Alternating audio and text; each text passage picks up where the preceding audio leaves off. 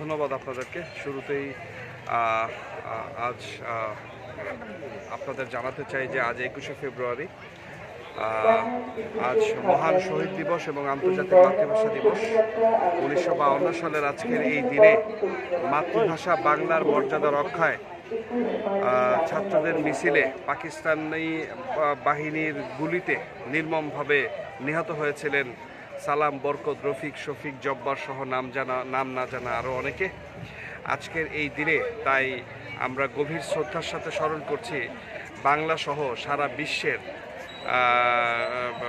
সমস্ত ভাষা, সমস্ত মাতৃভাষার প্রতি এবং সমস্ত মাতৃভাষার সকল মানুষকে আমরা গভীর শ্রদ্ধা নিবেদন করছি।